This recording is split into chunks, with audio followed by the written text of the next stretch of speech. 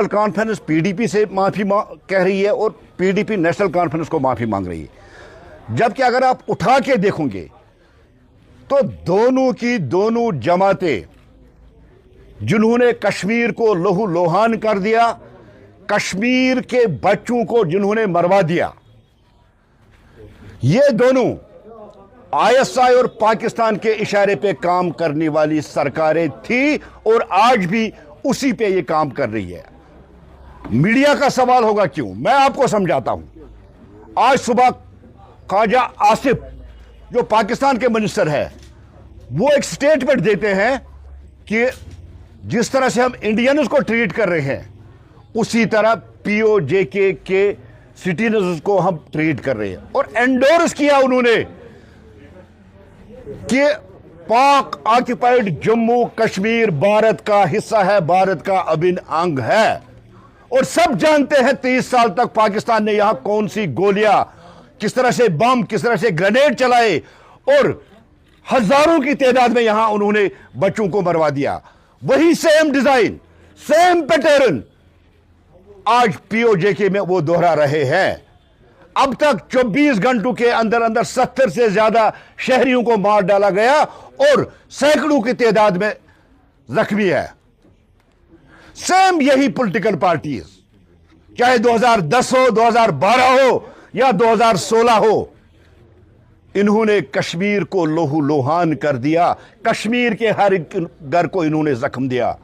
अब उमर साहब कह रहे कि महबूबा जी माफी मांगी। पहले मैं उमर साहब पे आता हूं। ये उमर साहब का ट्रैक रिकॉर्ड है, ट्रैक रिकॉर्ड है उमर साहब का। कितने पैलेट मारे? 130 से 145 किलिंग उसकी दौर में हुई है, जब वो चीफ मिनिस्टर थे और होम उनके पास था। यूनिफाइड हेड को वो कमांड कर रही थी, क्योंकि सीएम था तब स्टेट थी। 8 से 9,000 लोगों पे पैलेट्स मारे गए। 2 से 3,000 ऐसे हैं जिनके आंखों पे पैलेट लगे और 256 उसमें से ऐसे लोग हैं जो आज भी अंधे हैं, जिनकी आंखों की रोशनी चली गई। अब उमर साहब किस से माफी मांगे, किस गुनाह की माफी मांगे? तुफेल मत्तू 9 साल का बच्चा जिसको उमर अब्दुल्ला साहब ने मरवा दिया, क्या उसकी फैमिली से उन्होंने माफी मांगी? हाजी यूसुफ जिनकी डेथ उसके घर में हुई, क्या आज तक उमर साहब ने बैसैती इंसानियत उस घर के साथ इज़हार तअज़ियत या उनसे माफी मांगी? नहीं मांगी। जो ये 256 बच्चे अंधे हुए, इनके घर वालों को कभी उन्होंने माफी मांगी? जिन लोगों पे उन्होंने पैलेट चलाए उन पे उन्होंने कभी आज तक माफी मांगी? जो 1987 में जिस तरह से नेशनल कॉन्फ्रेंस ने रिगिंग करके गवर्नमेंट यहां हासिल की, सत्ता हासिल की, कभी उन्होंने माफी मांगी? अब दूसरा पार्ट ये उमर साहब का, जिस तरह से वो यहां उजड़े घरों को उजाड़ रहे हैं, बस्तियों को उजाड़ रहे हैं डोजर चला के, क्या इनसे माफी मांगी? नहीं मांगेंगे। तीसरा, ये उमर साहब का रिपोर्ट कार्ड है, क्या किया उन्होंने 2 साल में। ये नेशनल कॉन्फ्रेंस का रिपोर्ट कार्ड है, क्या किया उन्होंने 2 साल में। यह भी उमर साहब की एक बहुत बड़ी अचीवमेंट है।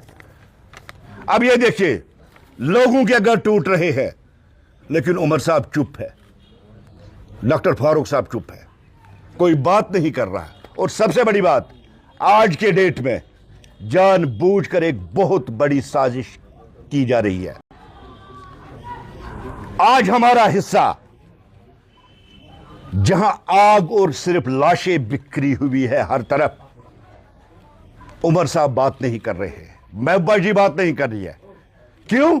इसके पीछे लॉजिक यही है, पाकिस्तान नाराज होगा, आईएसआई नाराज होगा, इसलिए बात नहीं कर रही। किसी ने बात नहीं की।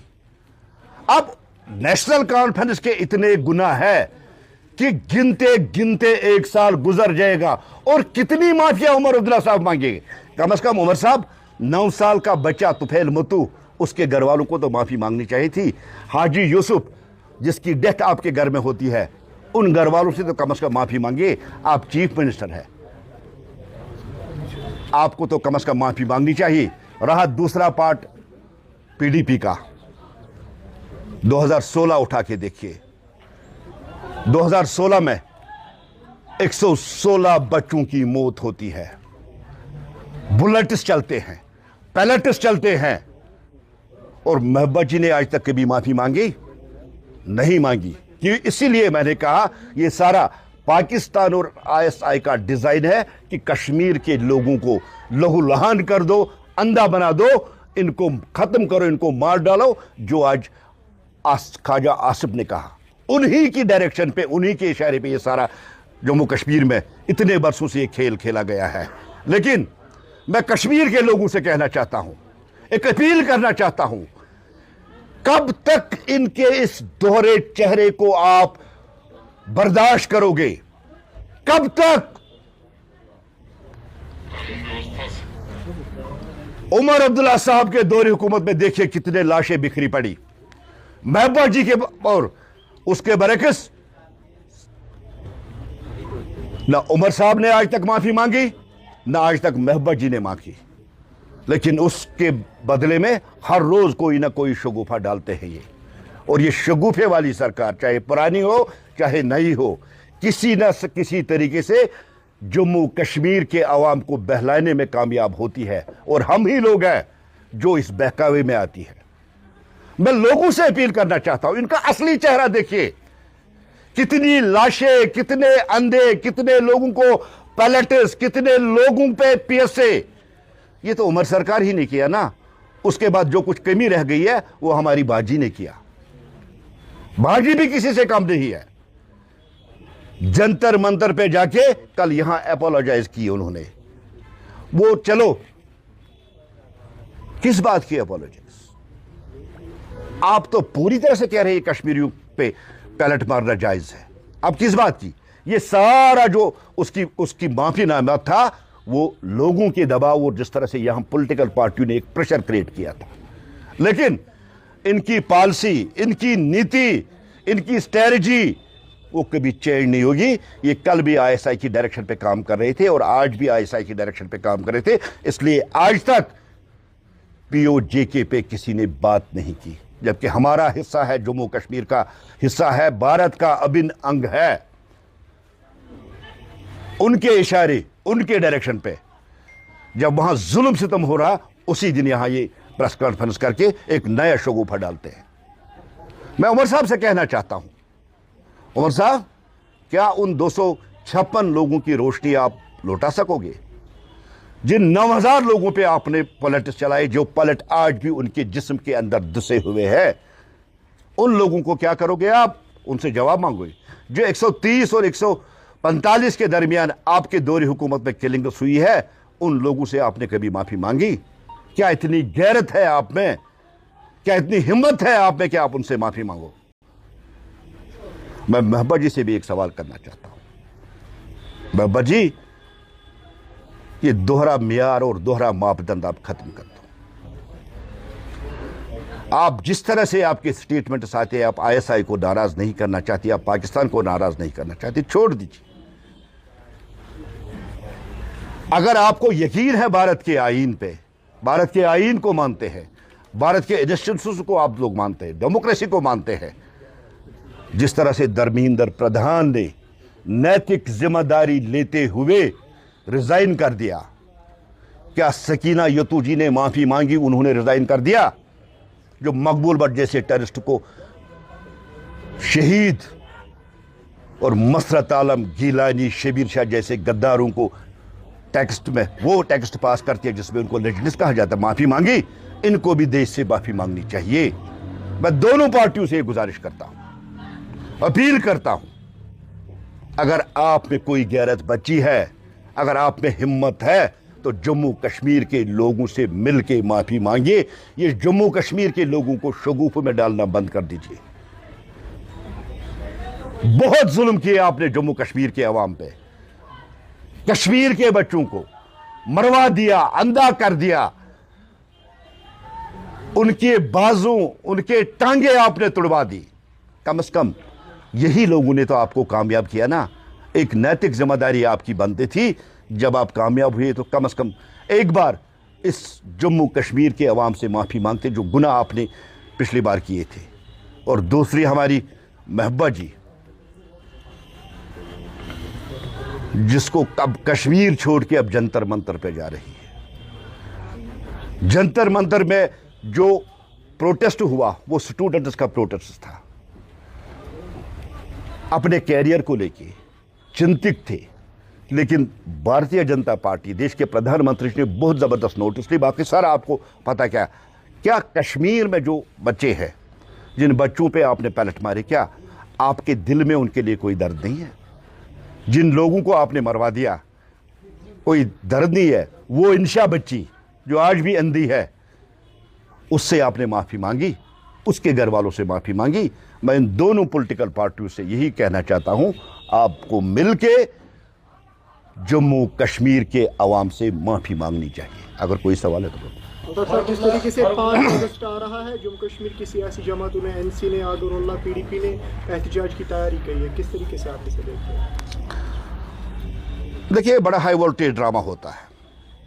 7 दिन पहले आप अनाउंसमेंट करते हो और आप एक तरह से पुलिस को अपील करते हो, 2 पुलिस वाले मेरे गेट पे खड़ा करो, मैं फिर रील बना के कहूंगी मैं हाउस अरेस्ट हूं।